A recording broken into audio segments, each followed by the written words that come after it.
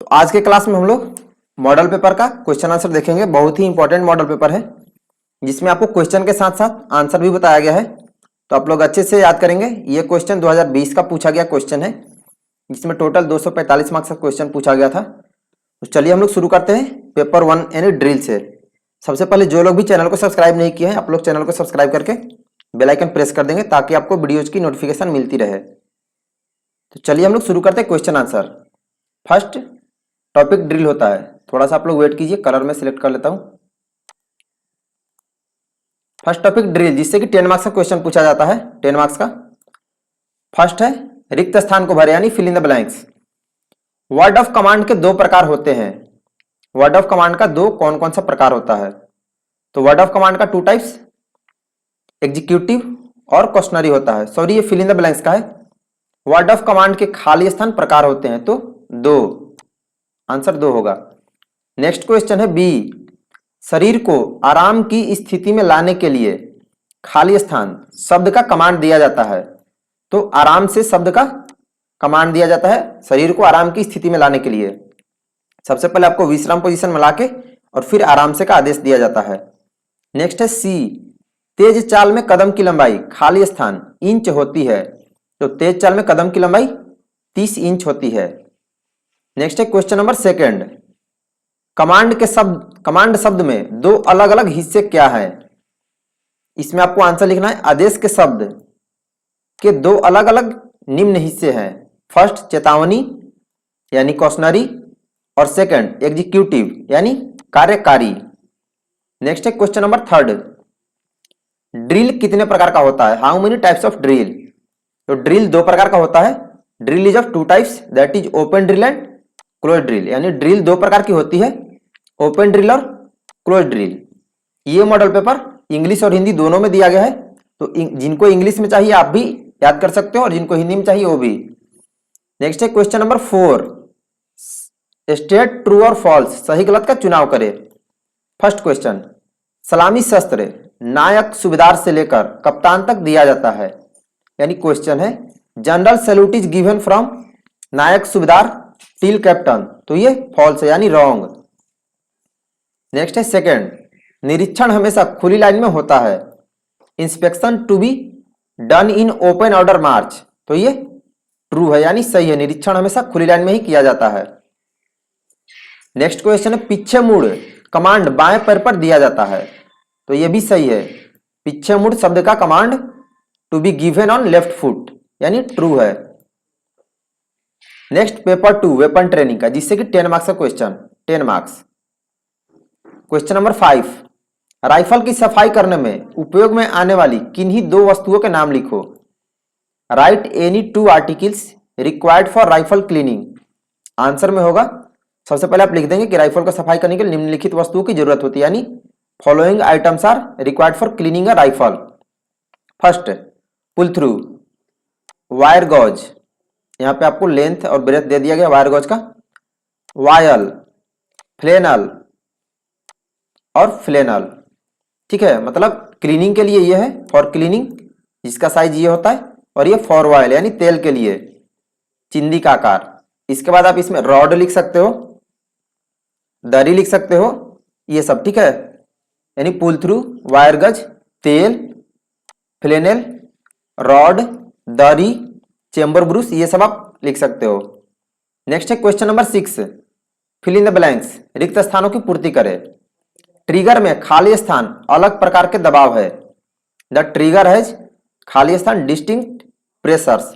तो इसमें 2 प्रकार का दबाव होता है। ठीक है, तो आंसर 2 होगा। नेक्स्ट है सेकंड, राइफल .22 डिलक्स की लंबाई खाली स्थान है। The length of .22 deluxe rifle is, तो डिलक्स का 43 इंच होता है, और अगर मार्क 4 का पूछे तो 45 इंच। ठीक है, तो डिलक्स का 43 इंच होगा। नेक्स्ट क्वेश्चन है the full form of INSAS is, INSAS का पूरा नाम, उसके बाद है खाली स्थान। तो इंसास का फुल फॉर्म होता है इंडियन स्मॉल आर्म्स सिस्टम।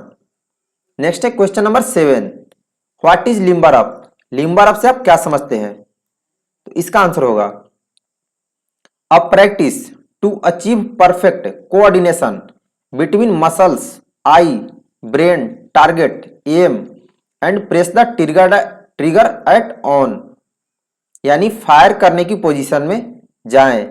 शिस्त ले, आंख, दिमाग और टारगेट में तालमेल बनाएं, अगले आदेश का इंतजार करें, उससे लिम्बर अप कहते हैं। यानी आंख, दिमाग और टारगेट के तालमेल को बनाने की कार्रवाई को ही लिम्बर अप कहते हैं। Next question number 8, true false. Rifle .22 deluxe की मैगजीन क्षमता 10 राउंड है, तो ये फॉल्स है। इसकी मैगजीन कैपेसिटी 5 होती है, ठीक है। नेक्स्ट है सेकेंड बी, राइफल .22 की प्रभावी क्षमता 25 गज है। Effective range of .22 rifle is 25 yards, तो ये ट्रू है। .22 राइफल की प्रभावी क्षमता 25 गज ही होती है। नेक्स्ट है सी, अच्छे निशाने की 4 मूल आवश्यकताएं हैं। There are 4 basic essentials of good shooting, तो ये फॉल्स है। 3 होता है, अच्छी पकड़, मजबूत पकड़, दुरुस्त शिस्त और दुरुस्त ट्रिगर ऑपरेशन, अच्छे निशानेबाजी के सिद्धांत। नेक्स्ट है पेपर थर्ड मिसलेनियस, जिससे कि और टॉपिक है नेशनल इंटीग्रेशन एंड अवेयरनेस, जिससे कि 30 मार्क्स के क्वेश्चन पूछे गए हैं। क्वेश्चन नंबर 9, फर्स्ट क्वेश्चन है, राष्ट्रीय एकीकरण कैंप के दौरान क्या क्या प्रोग्राम और प्रतियोगिताएं की जाती है? Right various programmes and competitions conducted during national integration camp. इसका आंसर होगा कल्चरल प्रोग्राम्स यानी सांस्कृतिक कार्यक्रम, अवेयरनेस प्रोग्राम्स यानी जागरूकता कार्यक्रम, सी क्विज कंपटीशंस सवाल जवाब प्रतियोगिता, D demonstrations on national unity राष्ट्रीय एकता का प्रदर्शन। तो इसका ये आंसर होगा। नेक्स्ट है question number 10, why is national integration important for progress of any nation? किसी भी देश की प्रगति के लिए राष्ट्रीय एकीकरण महत्वपूर्ण क्यों है? क्वेश्चन 10 मार्क्स का है। इसका आंसर होगा फर्स्ट पॉइंट, देश की संप्रभुता और क्षेत्रीय अखंडता को बनाना। सेकंड, शांति और सौहार्द बनाना। थर्ड पॉइंट, देश की प्रगति और विकास। फोर्थ, गरीबी और असाक्षरता को हटाना। फिफ्थ पॉइंट, आंतरिक सुरक्षा और कानून व्यवस्था। सिक्स्थ, सांस्कृतिक और धार्मिक विकास। सेवेंथ पॉइंट, आर्थिक और औद्योगिक विकास। नाइन्थ, विदेशी निवेशकों को आकर्षित करना तथा आयात और निर्यात को बढ़ावा देना। टेंथ, तकनीकी जानकारी का आदान प्रदान। और 11th पॉइंट, देश की इज्जत और आत्मसम्मान बढ़ाना। यह आपका है देश की संप्रभुता और क्षेत्रीय अखंडता को बनाना।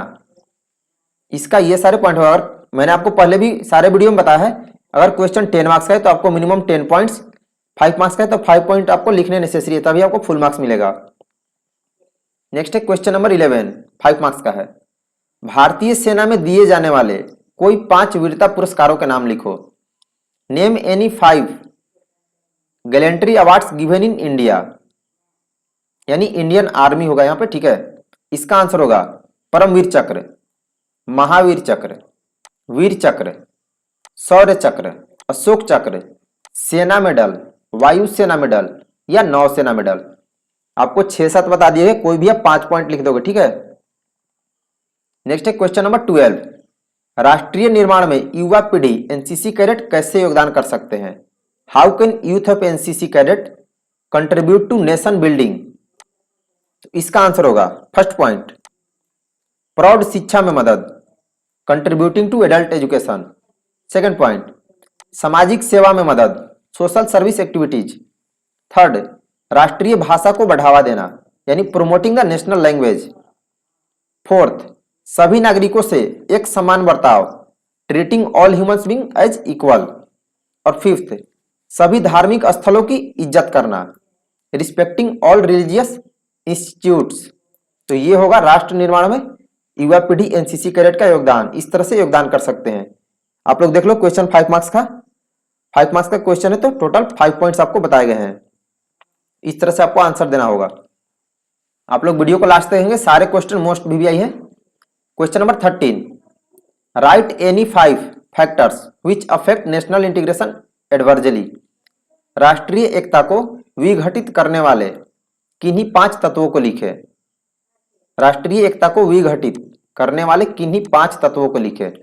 इसका आंसर होगा सांप्रदायिकता, भाषावाद, क्षेत्रीयता की भावना, जातिवाद, राजनैतिक दल, आर्थिक असमानता एवं विदेशी तत्व यानी communalism, languageism, regionalism, casteism, political party, economic inequality और फॉरेन एलिमेंट्स। ये सारे राष्ट्रीय एकता को विघटित करने वाले मुख्य कारक हैं, मुख्य तत्व हैं। कोई भी आप 5 लिख दोगे, क्वेश्चन 5 मार्क्स का है, आपको 7 पॉइंट बताया गया है। नेक्स्ट है पर्सनालिटी डेवलपमेंट एंड लीडरशिप, जिससे कि 70 मार्क्स के क्वेश्चन पूछे जाते हैं। फर्स्ट क्वेश्चन है व्यक्तित्व के विकास में एनसीसी का क्या योगदान है। मोस्ट बीबीआई क्वेश्चन, सारे क्वेश्चन ही मोस्ट बीबीआई एनसीसी में है। How does NCC contribute in personality development. इसका आंसर होगा क्वेश्चन 10 मार्क्स का है। इसका आंसर होगा फर्स्ट पॉइंट आत्म जागरूकता यानी सेल्फ अवेयरनेस, इंपैथी यानी सहानुभूति, क्रिटिकल थिंकिंग यानी गहन सोच, रचनात्मक सोच यानी क्रिएटिव थिंकिंग। फिफ्थ पॉइंट समस्या को सुलझाने के कौशल यानी problem solving skills. Seventh decision making यानी निर्णय लेने की क्षमता। एट्थ पारस्परिक संबंध इंटरपर्सनल रिलेशनशिप। नाइन्थ पॉइंट अंतर प्रभावी संचार इफेक्टिव कम्युनिकेशन, आपका बात विचार करने का तरीका ए ग्रेड का होना चाहिए। और 10th पॉइंट भावनाओं में ना बहना, कोपिंग विथ इमोशंस। तो ये सारे पॉइंट व्यक्तित्व के विकास में एनसीसी का योगदान है। एनसीसी कैडेटों के चारित्रिक यानी व्यक्तित्व के विकास में एनसीसी का मुख्य योगदान है।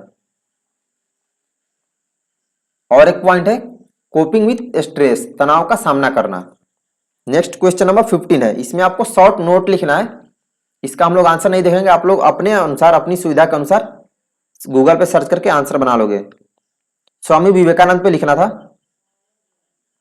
नेक्स्ट किरण बेदी पर, और थर्ड महेंद्र सिंह धोनी पर, मतलब इनकी जीवनी के बारे में आपको 5 लाइन लिखना था। एक क्वेश्चन एक नोट 5 मार्क्स का, तो आप 5 लाइन 7 लाइन ऐसे लिख दोगे।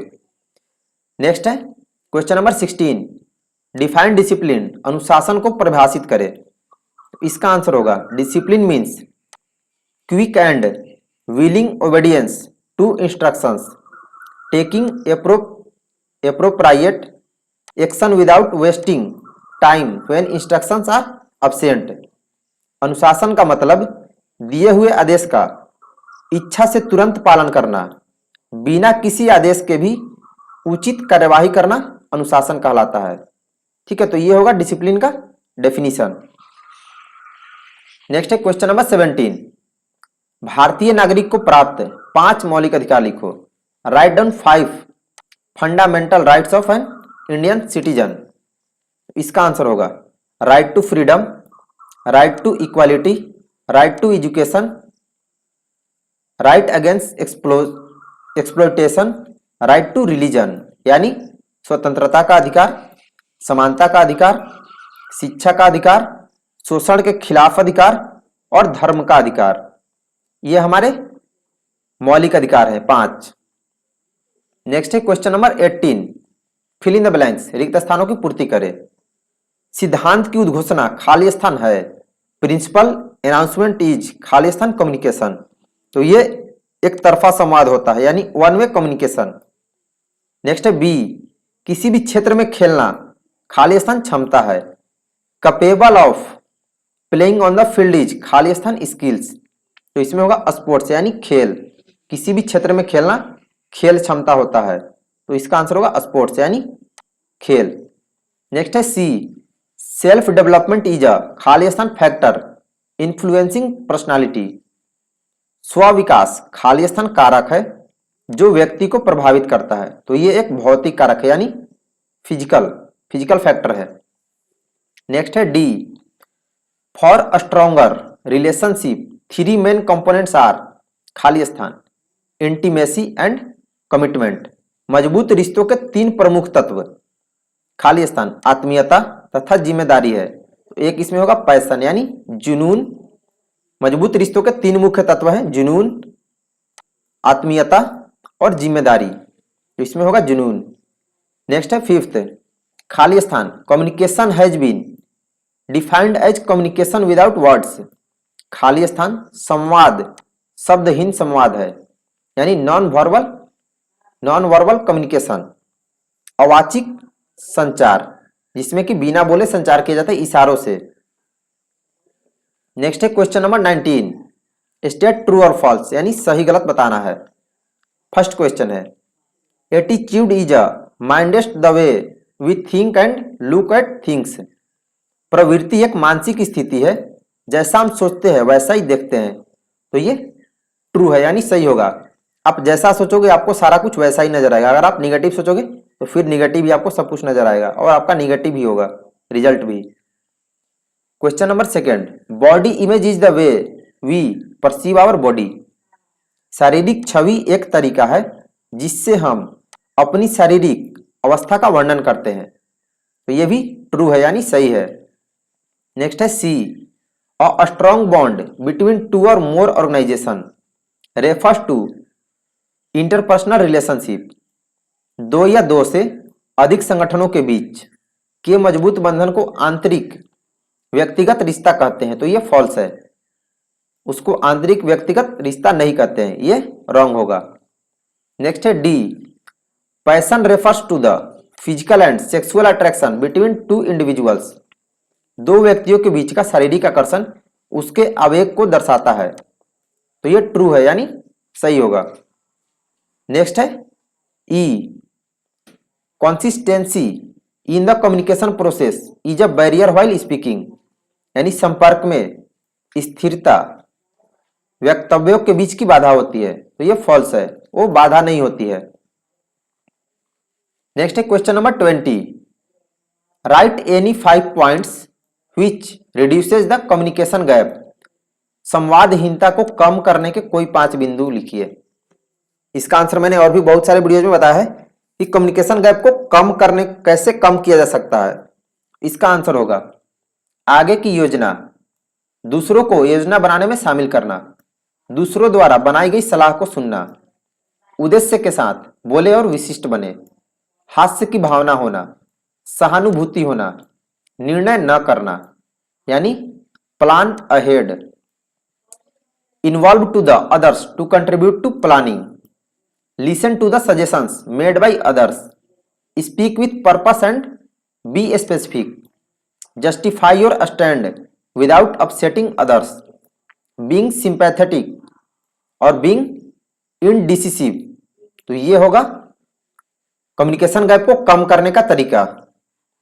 नेक्स्ट है क्वेश्चन नंबर 21, समय प्रबंधन के बुनियादी सिद्धांत क्या है। What are the principles of time management. ये क्वेश्चन इस बार 2021 में भी पूछा गया, पीछे से भी मैक्सिमम क्वेश्चन पूछे गए हैं। मतलब एनसीसी में हर साल सेम टाइप के क्वेश्चन आते हैं, क्योंकि एनसीसी में नंबर ऑफ क्वेश्चन लिमिट है, 300 से 400 क्वेश्चन है, आपको उसी में से हर साल पूछा जाता है, यानी अल्टरनेट में क्वेश्चन रिपीट करते रहता है। तो टाइम मैनेजमेंट का प्रिंसिपल्स बताना है। इसका होगा development of personal sense of time, second identify long term goals, third concentrate on high return activities, fourth point weekly and daily planning, fifth make use of committed time, और sixth point committed use of time यानी समय की एक निजी समझ विकसित करना, दीर्घकालिक लक्ष्यों को पहचाने, उच्च रिटर्न गतिविधियां, साप्ताहिक और दैनिक योजना बनाएं, अपने सर्वश्रेष्ठ समय का सर्वश्रेष्ठ उपयोग करें और प्रतिबद्ध समय का उपयोग करें। यह आपका टाइम मैनेजमेंट का प्रिंसिपल है, यानी समय प्रबंधन के बुनियादी सिद्धांत। नेक्स्ट क्वेश्चन है एक्सप्लेन द फॉलोइंग, सृजनात्मक सोच। इसका आंसर भी आप लोग देख लो, क्योंकि आपको सर्च करने पे भी हो सकता है ना मिले, यानी क्रिएटिव थिंकिंग। इसका होगा creative thinking is the ability to analyse information and experience in an objective manner. It can help us recognize and assess the factors that influence our attitude and behavior. यानी सृजनात्मक सोच सूचना एवं अनुभव के आधार पर विवेचना करने को कहते हैं। यह हमारे सोच और व्यवहार को पहचानने में मदद करती है। तो यह आपका सृजनात्मक सोच का होगा डिफिनीशन। नेक्स्ट है डिसीजन मेकिंग, यानी निर्णय क्षमता को डिफाइन करना है। इसका होगा निर्णय क्षमता विभिन्न विकल्पों में से हमारे अनुभव और ज्ञान के आधार पर सही विकल्प का चुनाव करने की क्षमता को कहते हैं डिसीजन मेकिंग। जिनको इंग्लिश में याद करूंगा आप लोग इंग्लिश में देख लोगे जब तक मैं हिंदी में आंसर बताता हूं, क्योंकि बहुत ज्यादा टाइम टेकिंग हो जाएगा। फिर आप लोग यहां से देख के नोट करके फिर आप लोग चाहे यहां से भी आप लोग याद कर लोगे। नेक्स्ट है कैरेक्टर यानी चरित्र। चरित्र किसी व्यक्ति विशेष के सामूहिक गुणवत्ता को दर्शाता है जिसमें उसकी प्रतिष्ठा, नैतिक मूल्य और इच्छा शक्ति सम्मिलित है, उसे चरित्र कहते हैं। नेक्स्ट टॉपिक है डिजास्टर मैनेजमेंट, जिससे कि 20 मार्क्स से क्वेश्चन पूछे गए थे डिजास्टर मैनेजमेंट टॉपिक से।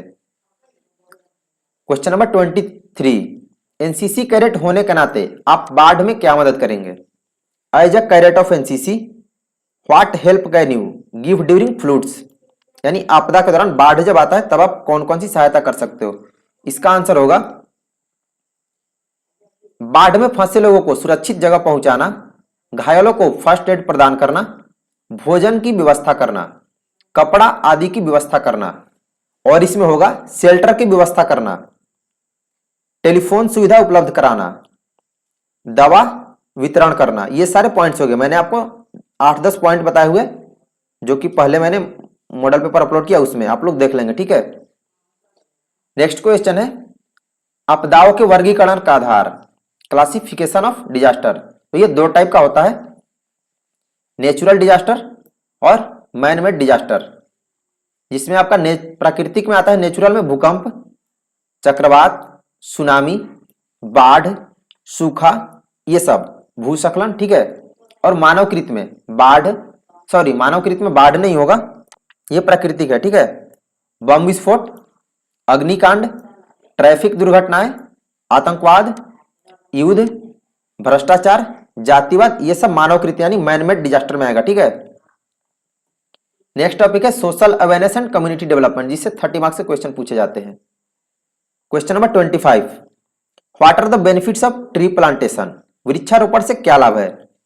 तो इसका आंसर होगा useful in controlling pollution, second stop the spread of desert, stop land erosion, availability of wood, useful in flood control, useful in wild animal control and preservation, environment control, useful of monsoonal rainfall, fruit availability, और last 10th point है providing habitat to wild animals, यानी वृक्षारोपण से लाभ में होगा प्रदूषण नियंत्रण में उपयोगी, सेकंड रेगिस्तान के प्रसार में रोक, भूमि कटाव को रोकना, लकड़ी की उपलब्धता, बाढ़ नियंत्रण में उपयोगी, वन्य पशु नियंत्रण में उपयोगी, पर्यावरण संतुलन, मानसून बारिश में उपयोगी, फल उपलब्धता और जंगली जानवरों को आवास प्रदान करना। यह ट्री प्लांटेशन के बेनिफिट है, यानी वृक्षारोपण से लाभ। नेक्स्ट है question number 26, right down 5 benefits of blood donation, रक्तदान से क्या लाभ मिलता है? कोई 5 पॉइंट आपको लिखने हैं, मिनिमम आपको 5 पॉइंट्स लिखने ही होंगे, तभी आपको फुल मार्क्स मिलेगा, क्योंकि क्वेश्चन 5 मार्क्स का है। इसमें आपका फर्स्ट पॉइंट होगा fresh and new blood flow in the body, second saves life, third point there is no substitute of blood so it is essential, fourth after donating blood the donor gets free blood on requirements, और fifth point blood donation is prime donation one can donate, यानी शरीर में नए रक्त का संचार होता है ब्लड डोनेट करने से, रक्तदान करने से। रक्तदान से किसी का जीवन बचता है। थर्ड पॉइंट रक्त का कोई विकल्प नहीं होता है। फोर्थ रक्तदान के बाद आवश्यकता पड़ने पर 1 वर्ष तक रक्तदान का कोई भी तत्काल रक्त उपलब्ध कराया जाता है। मतलब आप अगर ब्लड डोनेट करते हो तो जो आपको कार्ड मिलता है सर्टिफिकेट टाइप का, वो आप लेके जाओगे तो 1 वर्ष के अंदर आपको कोई भी किसी भी मतलब कोई भी ब्लड हो, ए हो, कोई भी रक्त समूह, आपको उसका ब्लड उपलब्ध कराया जाता है फ्री ऑफ कॉस्ट। और फिफ्थ पॉइंट है रक्तदान एक महादान है। नेक्स्ट है क्वेश्चन नंबर 27, एनसीसी कैडेट द्वारा की जाने वाली 5 प्रमुख सामाजिक गतिविधियों के नाम लिखो। Name 5 major social activities done by the NCC cadets.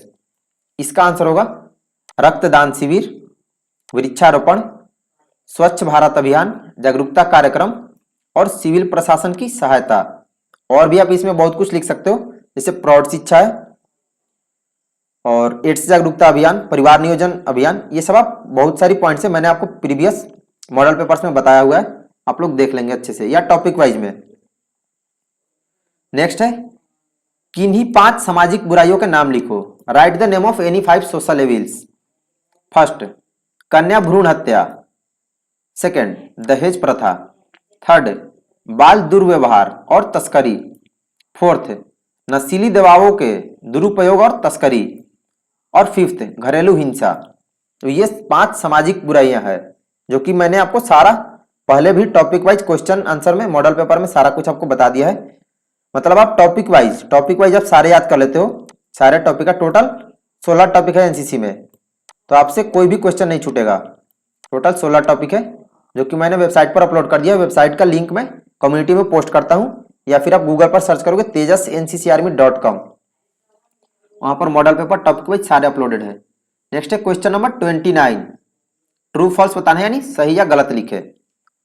A, ads से पीड़ित व्यक्ति के साथ भोजन नहीं करना चाहिए, तो ये फॉल्स है।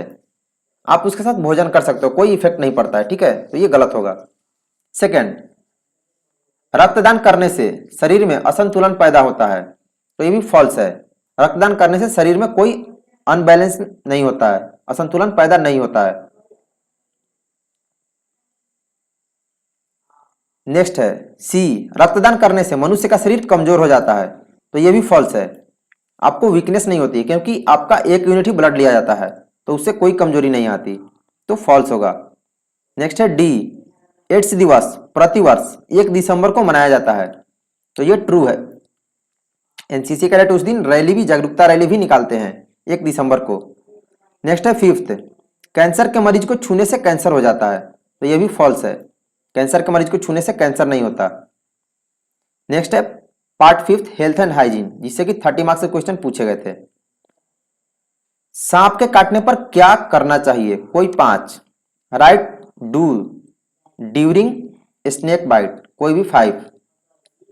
इसका आंसर होगा शांत रहे, पीड़ित को आराम से लेटाएं। सेकंड, मृत्यु के भय के विरुद्ध ठोस आश्वासन दे, यानी उसका मोराल हाई करे, मनोबल बढ़ाए। थर्ड, कॉल एम्बुलेंस, जल्दी से एम्बुलेंस की सुविधा करें, मतलब एम्बुलेंस को कॉल करके बुलाए। फोर्थ, क्षेत्र को संकुचित करने वाली किसी भी चीज को उतारे, जैसे अंगूठी या घड़ी, मतलब जिससे कि उसको तनाव महसूस हो, उन सब चीजों को खोल देना है।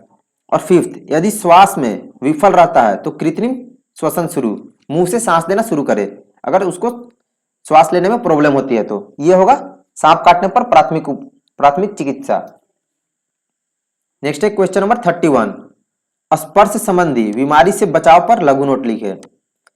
Right short note on prevention of contact disease, मतलब किसी के संपर्क में आने से बीमारी होती है उसके बारे में आपको लघु नोट लिखना है।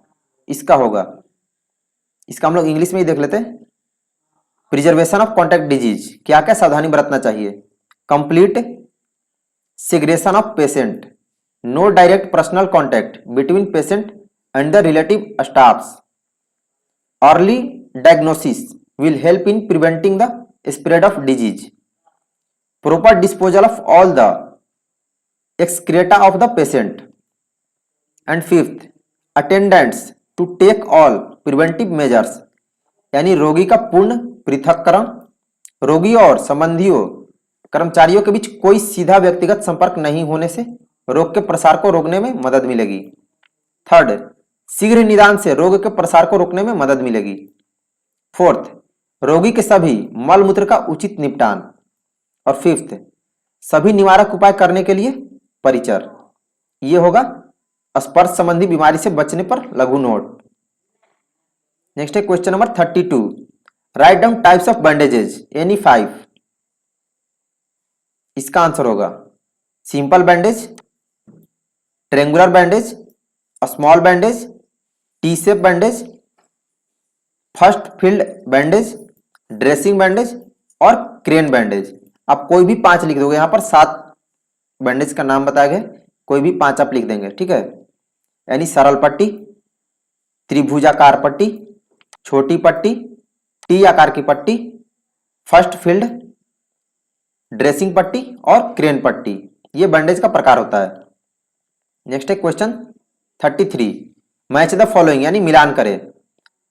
मच्छर, तो मच्छर का किससे होगा? डेंगू होगा। मच्छर डेंगू, मच्छर के काटने से डेंगू होता है। और क्या? प्लेग, प्लेग किसके कारण होता है? प्लेग तो चूहा के कारण होता है, इसमें तो दिया नहीं है।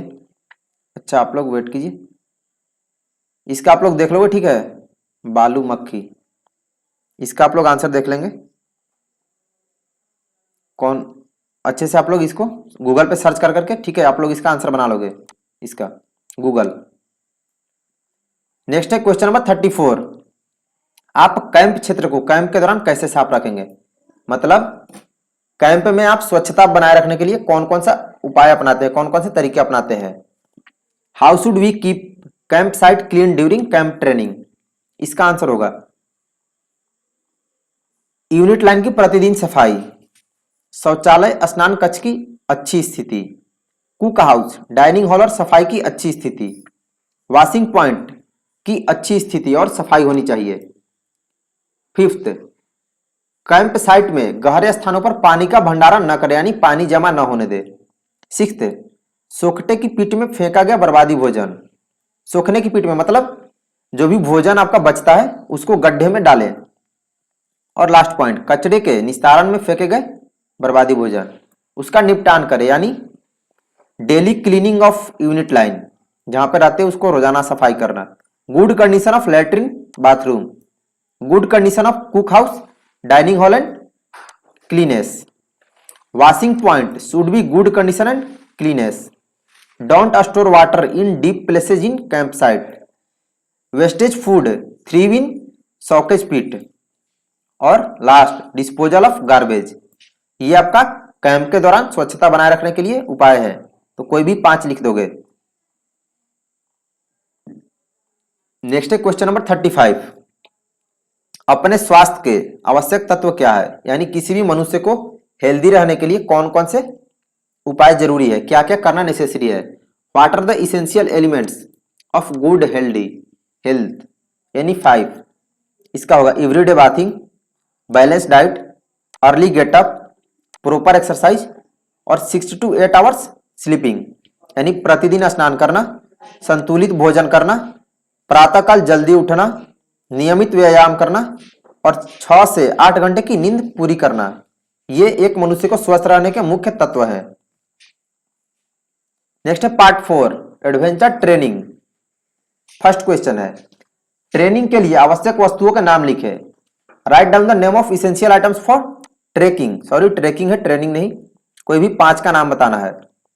इसमें आपका आंसर होगा first aid box, sleeping mat, sleeping bag, a good pair of shoes, toiletry items, torch and batteries, marker and chalk, water, food and cooking utensils, sufficient clothing, cap और कैमरा। ये आपका ट्रेकिंग के लिए आवश्यक वस्तु है, कोई भी आप 5 लिख दोगे क्योंकि क्वेश्चन 5 मार्क्स का है। आपको ज्यादा पॉइंट बताया जाता है ताकि आप 7-8 याद रखो, एग्जाम में आप 2-3 भूलोगे भी तो कोई दिक्कत नहीं, आपको फुल मार्क्स आप गेन कर सकते हो। नेक्स्ट है क्वेश्चन नंबर 37, एनसीसी कैडेटों द्वारा की जाने वाली 5 एडवेंचर एक्टिविटी लिखे। Write any 5 adventure activities undertaken by NCC cadets. इसका आंसर होगा cycle expedition, mountaineering, rock climbing, parasailing, para jumping और भी बहुत सारे, वाटर राफ्टिंग है, उसके बाद पारा जंपिंग हो गया, पारासेलिंग भी हो गया, स्लिदरिंग है, ये सब ठीक है। तो आप कोई भी 5 लिख दोगे। नेक्स्ट है क्वेश्चन नंबर 38, 10 सुरक्षा युक्तियां लिखे जो आपको रॉक क्लाइंबिंग के लिए जाने के दौरान ध्यान में रखनी है। Right 10 safety tips which you will beer in mind while going for rock climbing, यानी रॉक क्लाइंबिंग पर जाने से पहले आपको 10 सुरक्षा के उपाय कौन कौन से करने होते हैं। इसका आंसर होगा फर्स्ट पॉइंट, हार्नेस को हमेशा चेक करें। सेकंड, गांठों को हमेशा चेक करें। थर्ड, हमेशा हेलमेट पहने रहे। फोर्थ, रस्सी और व्हीलर डिवाइस को हमेशा चेक करें। फिफ्थ, हमेशा लंबी रस्सी का इस्तेमाल करें। 7th पॉइंट, जरूरत के मुताबिक उपकरण लाएं। जरूरत के मुताबिक उपकरण लाएं। 8th, रस्सी हमेशा पैर के ऊपर रखें। 9th पॉइंट, सही जगह रस्सी को क्लिप करें। और 10th, हमेशा सुरक्षित एंकर का इस्तेमाल करें।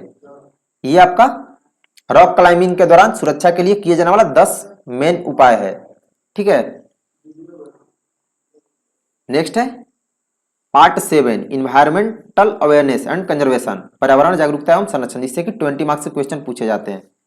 फर्स्ट क्वेश्चन है, वर्षा जल संचयन की क्या आवश्यकता है? What are the needs for rain water harvesting? इसका आंसर होगा it reaches subsoil and ground water. Second, increasing the level of water table. Third, it helps to create large quantity of pollution free potable water.